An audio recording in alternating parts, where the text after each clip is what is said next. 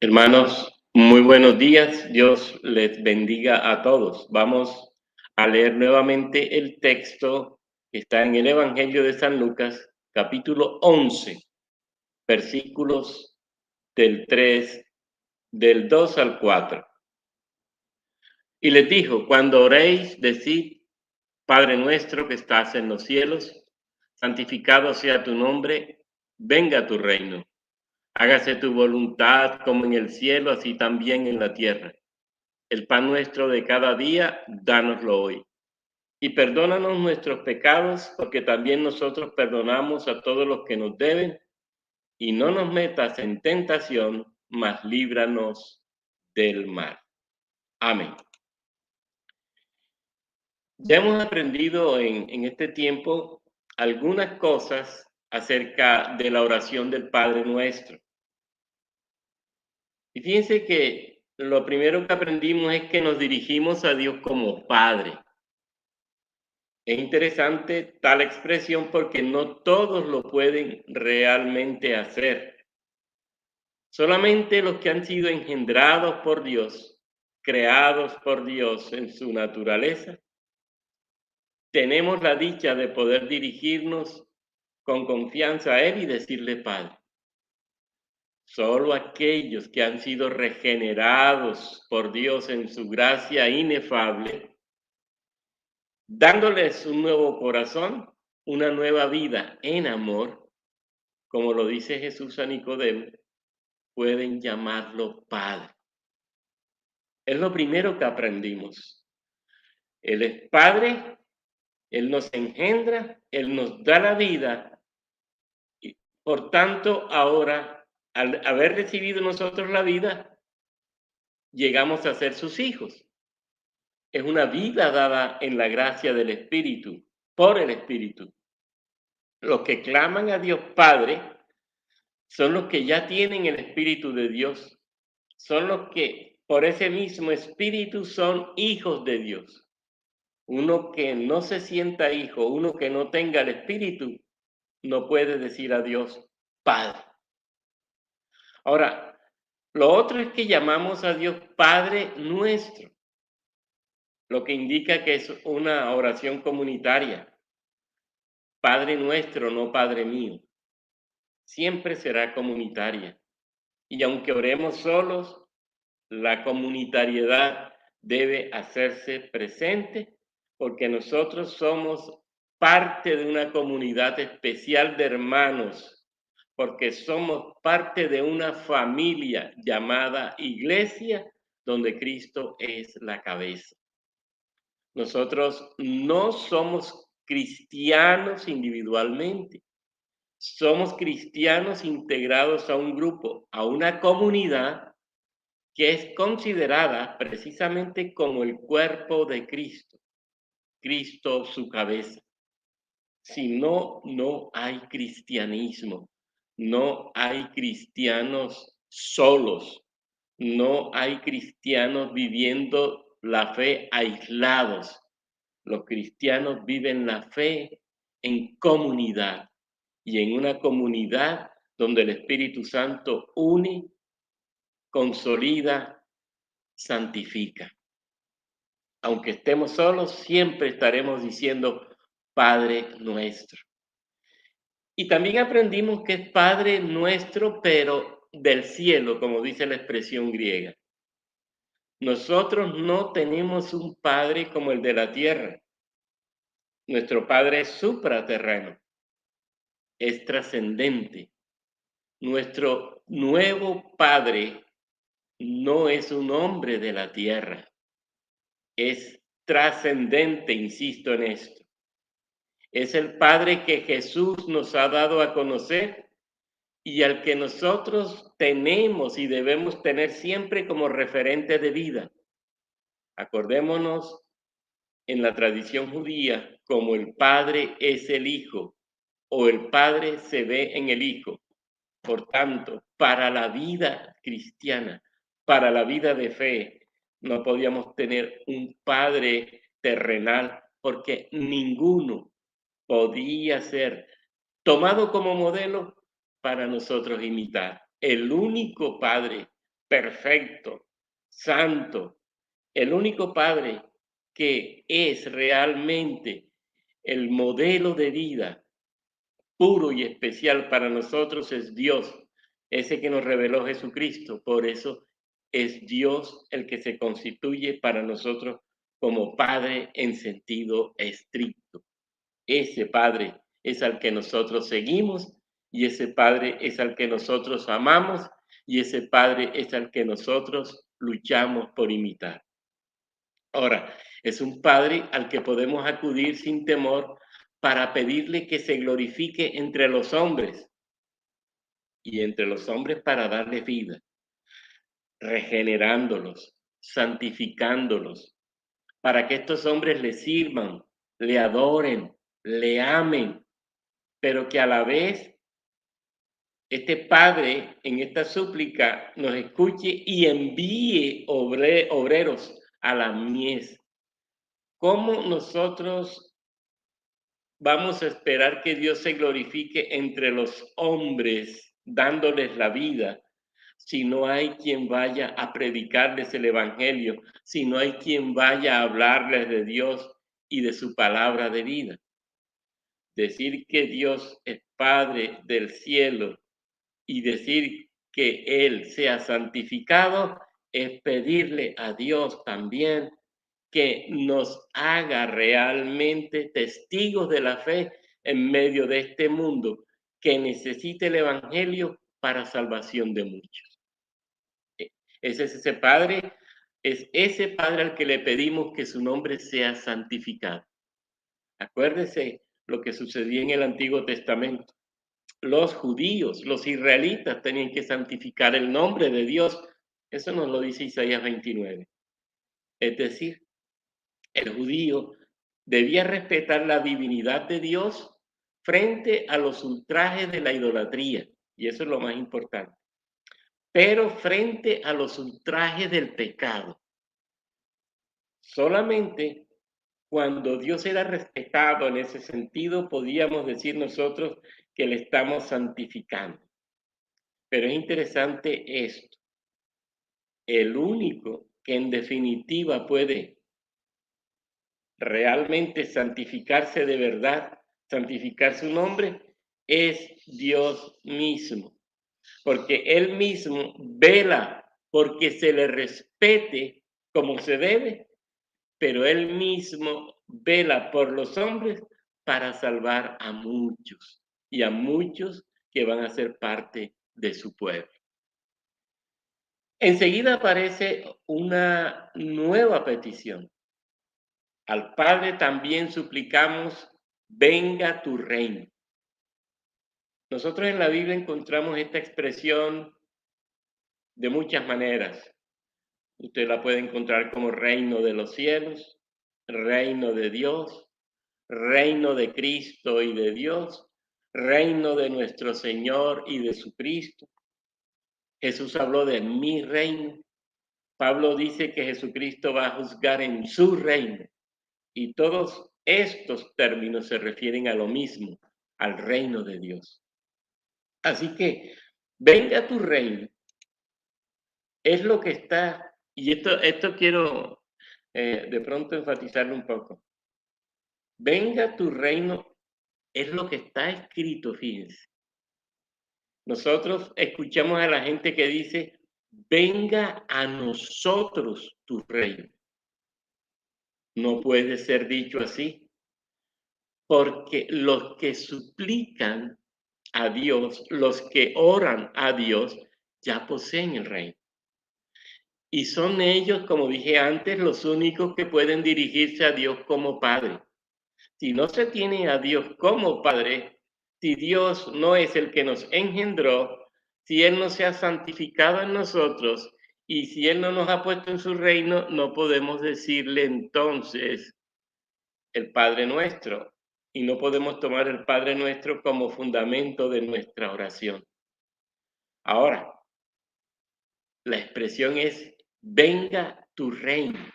Y es un venga tu reino para que sea realidad precisamente la salvación de los hombres aquí en la tierra. Venga a tu reino, le siga santificado sea tu nombre.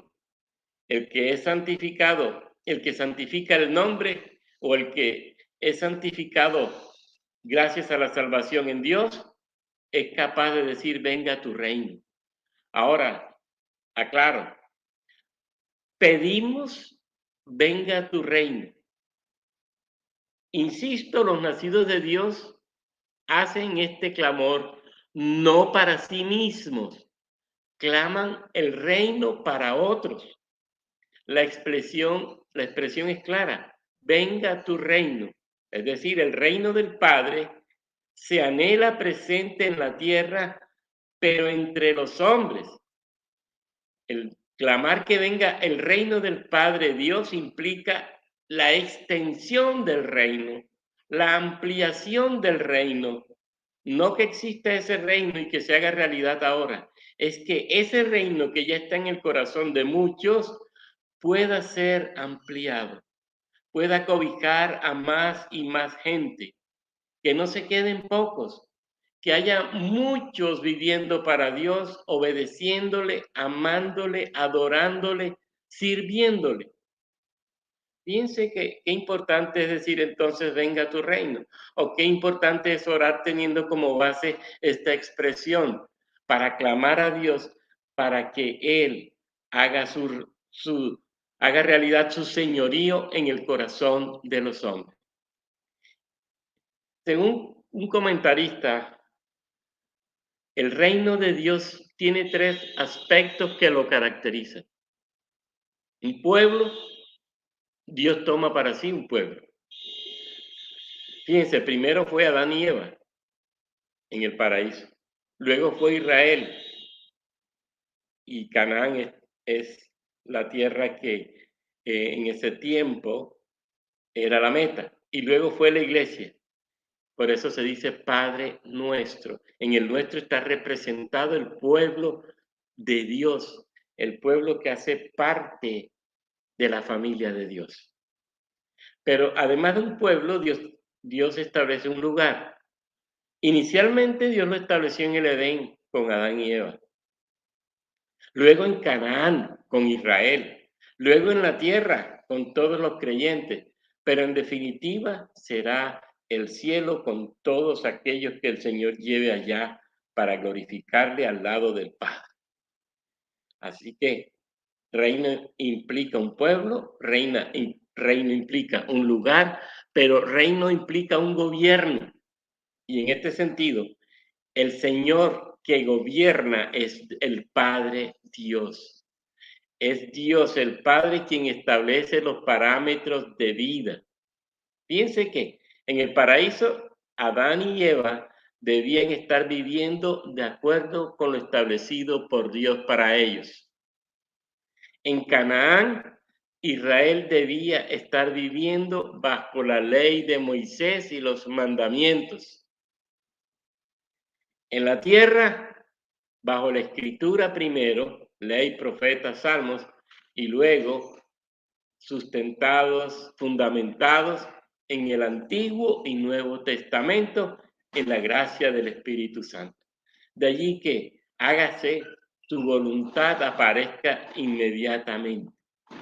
El reino será definitivo en la ciudad celestial, cuyo arquitecto y constructor es Dios. Allí todos los escogidos y todos los salvos viviremos para siempre en comunión, en adoración y servicio al Dios Trino y Uno.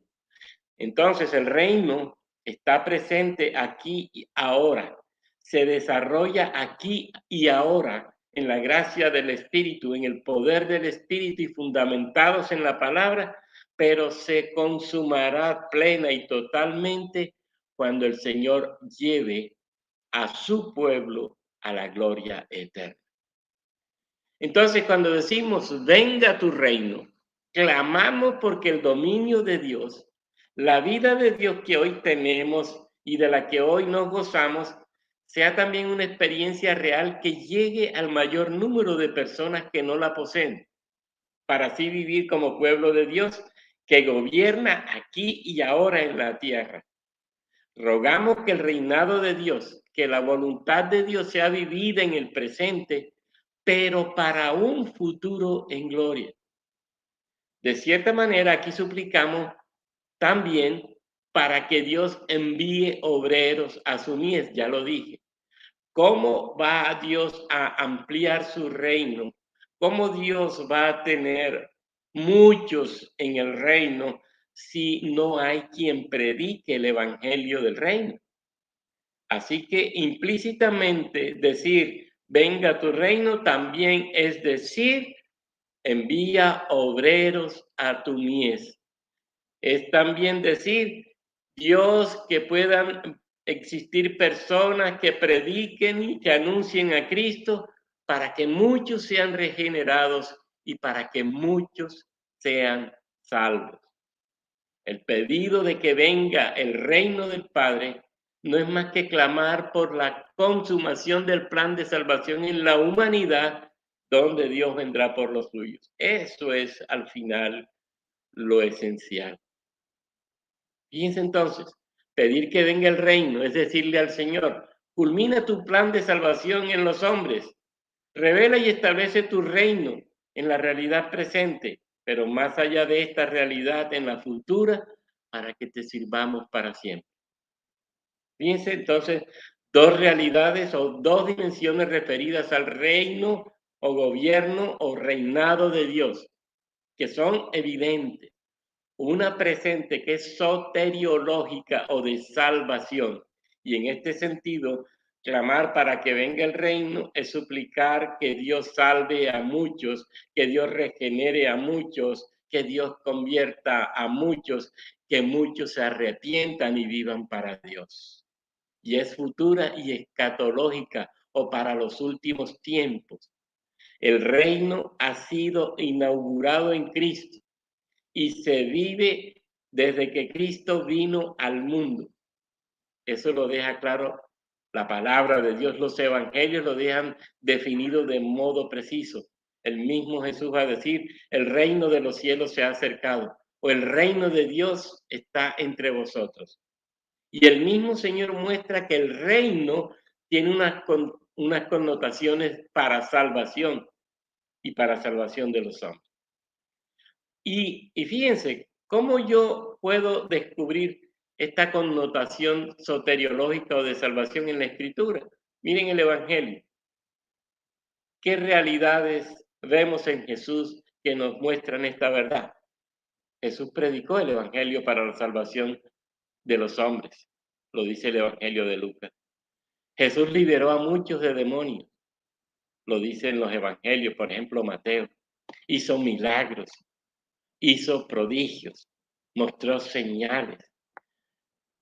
Muchos testifican de la salvación. Los seguidores de Jesús van con él de modo especial. Allí empezamos a ver que el reinado de Dios está entre los hombres. Es increíble que el pueblo judío y sus dirigentes en particular no reconocieron la presencia del reino o del reinado de Dios entre los hombres. Ellos no esperaban un reino espiritual, sino uno político, militar, social y económico. El reino era una realidad entre ellos, pero la incredulidad les cegó los ojos para que no pudieran verla. Por otro lado, yo les decía que también es escatológico. Es evidente en el texto bíblico que existen aspectos futuros del reino, aspectos claramente referidos a los últimos tiempos. Jesús les dijo a los discípulos en el aposento alto, de cierto digo que no beberé más del fruto de la vid hasta aquel día en que lo beba nuevo en el reino de Dios. Es decir, en los últimos tiempos, cuando Él sea realmente el Señor de todos, al lado de la majestad de Dios y en la gracia y el poder del Espíritu. En el juicio de las cabras y las ovejas, dice el texto, el rey dirá a los de su derecha, venid benditos de mi Padre, heredad del reino preparado para vosotros desde la fundación del mundo. Pero para quienes lo rechazan, dice que serán echados al lago de fuego, allí será el llanto y el crujir de dientes. Cuando vean a Abraham, a Isaac y a Jacob y a todos los profetas en el reino de Dios, ellos mismos estarán excluidos. Fíjense entonces los dos aspectos del reino. Uno soteriológico para salvación. Venga tu reino es Dios, sálvanos. Jehová salva a muchos. Jehová libera a muchos. Jehová da vida a muchos. Jehová envía obreros a la mies para que por la predicación de ellos puedan los muchos ser salvos. Pero también venga tu reino es, Señor, ven por nosotros. Ven, llévanos al Padre, llévanos a la eternidad, llévanos para gozarnos al final con el Padre bendito. Entendemos entonces esa doble connotación del reino. Uno, repito, para salvación o soteriológico y uno escatológico que tiene que ver con la consumación del reino en la gloria eterna.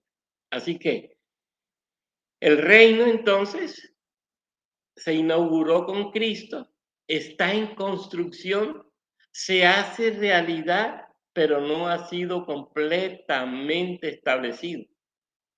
Es un reino, como dicen los teólogos, que se ve ya, pero todavía no.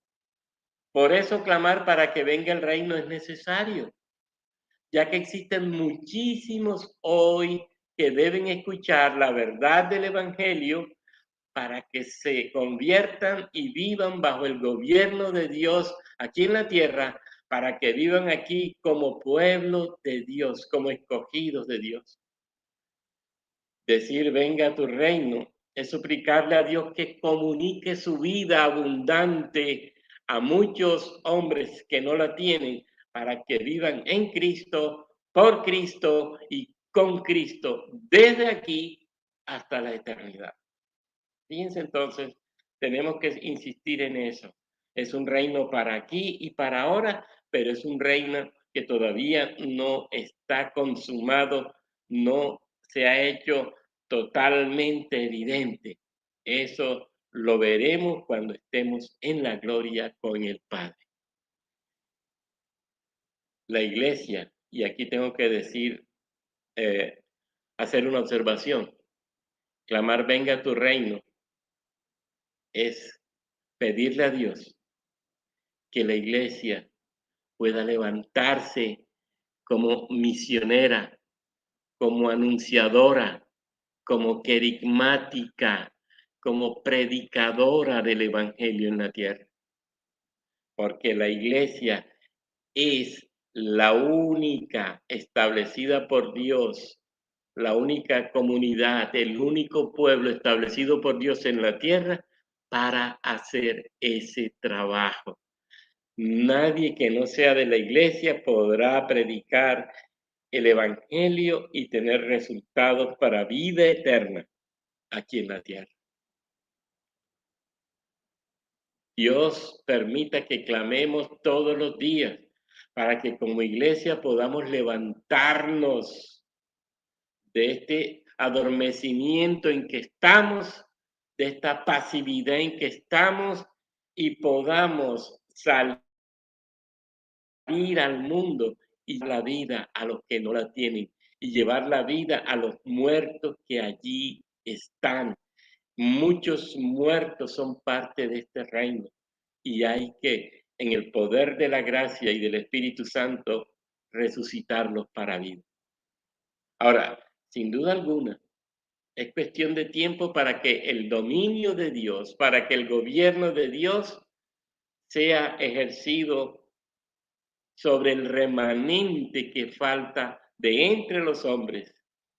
Sin duda alguna, estamos a la expectativa de que Dios por fin levante a la iglesia terrenal para que con fuerza testifique de la verdad de Dios y entonces muchos puedan venir al Padre, puedan venir al reino.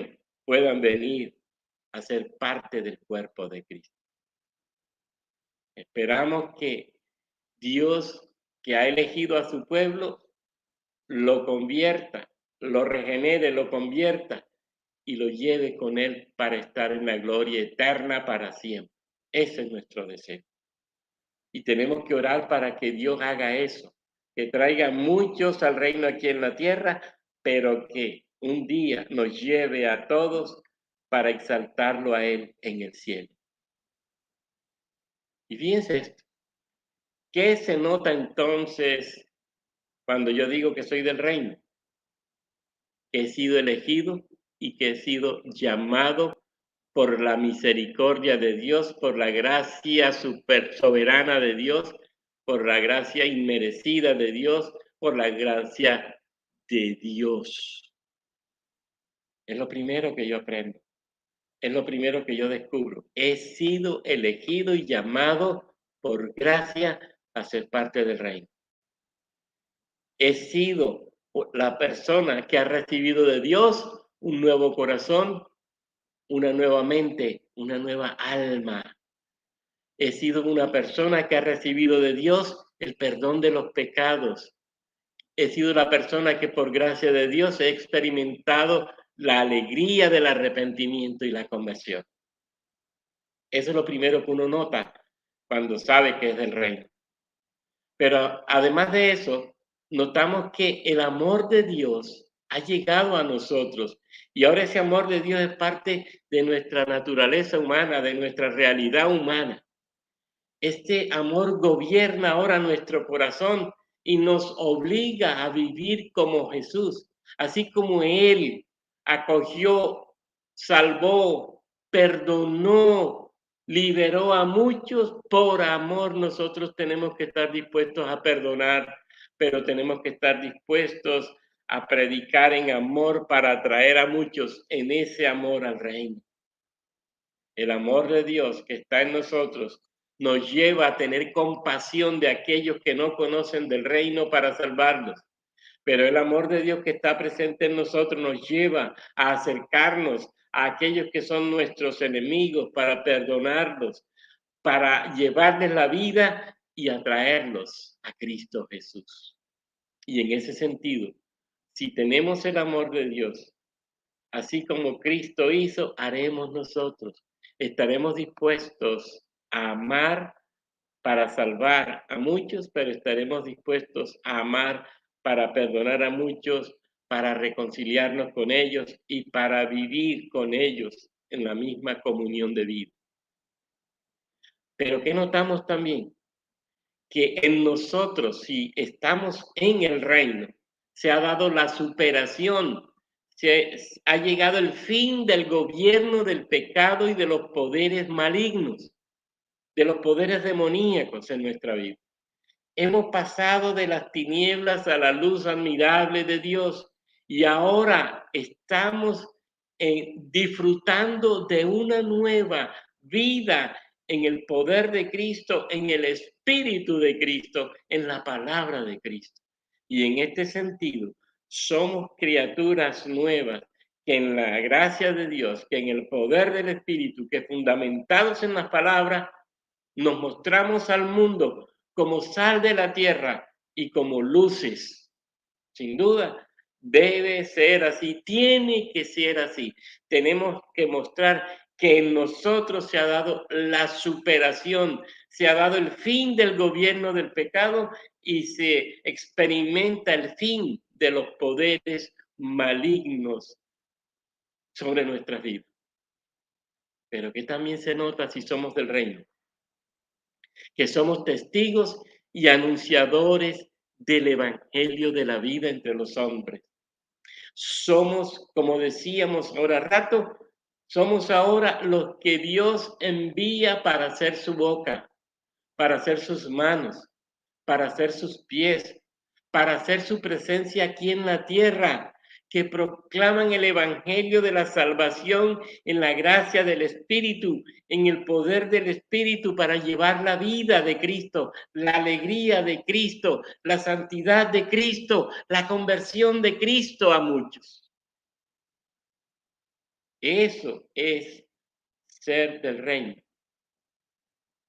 Descubrir en nosotros que somos testigos y anunciadores del evangelio de la vida entre los hombres indica claramente que pertenecemos a Dios. Por eso la opción del reino es definitiva. La opción del reino es crucial.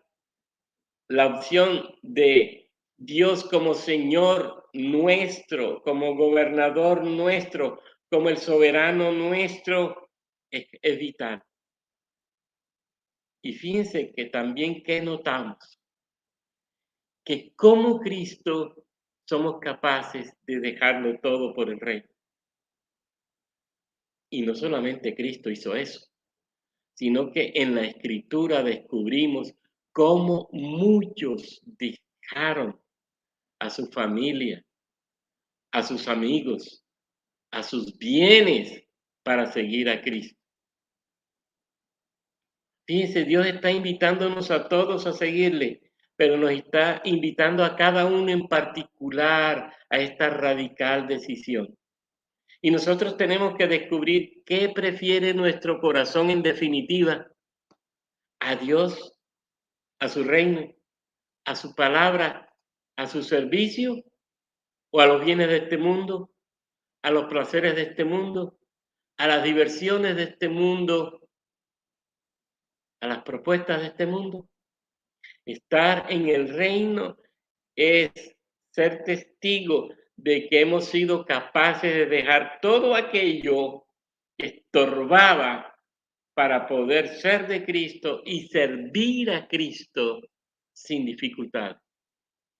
Para servir a Cristo no tenemos por qué estar pensando sencillamente en lo que tenemos que hacer. Eso ya está claro en nuestra conciencia. Pensar que somos del reino nos deja claro que hemos dejado lo que estorbaba para poder hacer bien nuestro trabajo y para podernos presentarnos de la mejor manera como testigos del Evangelio de Cristo. El orante ruega y pide al Padre que establezca ya en este mundo su reino en gloria y plenitud. Que pase este mundo y venga tu reino por los siglos de los siglos. Ese es el clamor, ese es el ruego, esa es la súplica. Pero contribuimos para que esa súplica sea realidad cuando nos levantamos, como dice Hechos 1:8, perdón, como mártires de Cristo, como mártires en el poder del Espíritu Santo, como mártires enviados al mundo para dar la vida a muchos. Tendríamos que preguntarnos si en nuestra oración somos conscientes de ver esta verdad. Clamamos porque venga el reino. Le estamos diciendo a Cristo: anticipa la llegada de tu reino.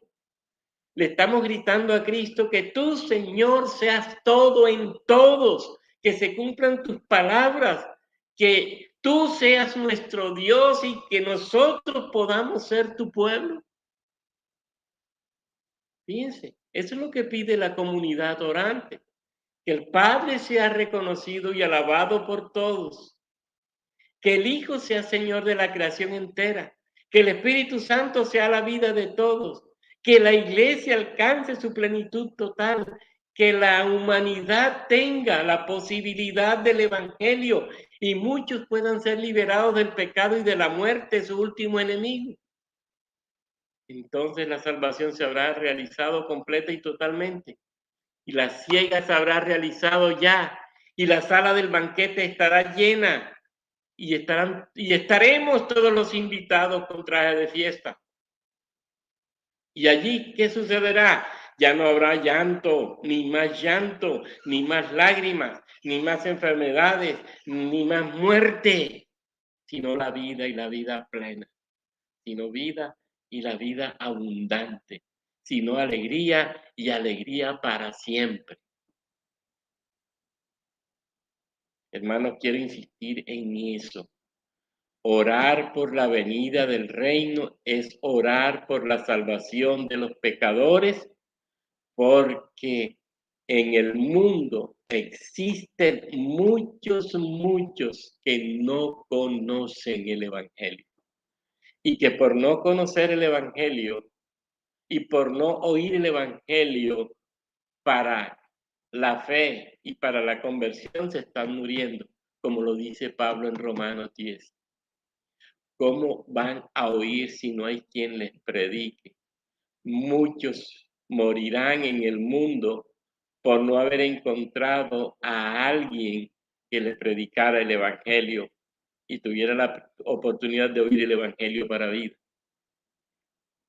Nosotros no podemos considerarnos una iglesia que, aunque cree en la predestinación, se confía en que Dios dará la salvación a los que Él ha salvado. No, eso es verdad, pero sin duda alguna, como iglesia, estamos responsabilizados frente a Dios para predicar el Evangelio, para testificar de Cristo, para llevar a Cristo al mundo. Tenemos que orar entonces por la venida del reino, orar por la salvación de los pecadores, orar porque los creyentes se levanten como testigos que se santifican, pero que predican, que anuncian la salvación a los hombres. Pero de paso que la segunda venida en gloria del Salvador sea pronto para irnos al lado del Padre. Venga tu reino, venga tu reino, venga tu reino. Es decirle a Dios, da vida a los hombres, transforma el corazón de los hombres, regenera el corazón de los hombres, liberta a los hombres. Sé tú mostrándote a los hombres como su Señor, como el soberano, como el eterno Dios. Muéstrate a los hombres, oh Dios, como lo que eres.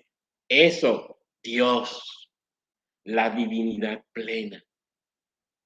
Pero muéstranos a nosotros, Dios, y llévanos a nosotros, Dios, para que nos mostremos como Cristo, tu Hijo, que vino a este mundo para anunciar el Evangelio del Reino a los que no lo conocían. Hermano, solo eso espero. Hermano, solo por eso oramos, para que Dios en su infinita misericordia pueda hacer de nosotros, Iglesia Bautista Reformada, Dios de gracia, una iglesia que se levanta santa, que se levanta pura en la gracia de la palabra, en el poder del Espíritu, pero una iglesia que es capaz de clamar, venga tu reino, pero que asimismo va al mundo a predicar el reino. Tú y yo somos responsables de este trabajo. Dios permita que lo podamos hacer para exaltarlo a Él, que es lo más importante, para glorificarlo a Él, pero para que muchos tengan la vida y la vida en abundancia. Amén. Padre nuestro, Dios Todopoderoso y Eterno, gracias te damos por tu palabra. Gracias te damos por esta verdad que tú nos revelas y que nos lleva a entender lo que implica ser del reino, clamar venga a tu reino, predicar el reino y salvar a muchos para el reino. Venga a tu reino, que sea una súplica siempre permanente en nuestros labios, para que tú te glorifiques, utilizándonos a nosotros para eso, Señor, para que el reino sea evidente en muchos más corazones. Y así este reino se extienda en toda nuestra familia, en toda Montería, en todo Córdoba, en toda la costa atlántica, en toda Colombia, en toda Latinoamérica, en todo el mundo. Úsanos, Señor. Queremos ser parte de lo que tú escoges para la predicación del Evangelio. Y ya mismo somos parte de los escogidos para esa predicación del Evangelio. Anímanos para ir, anímanos para predicar, anímanos para contribuir en el establecimiento del reino aquí en la tierra, para un día todos juntos irnos contigo, oh Cristo Jesús, al Padre eterno, a la gloria que tanto anhelamos, al lado del buen Dios, nuestro Padre. Amén.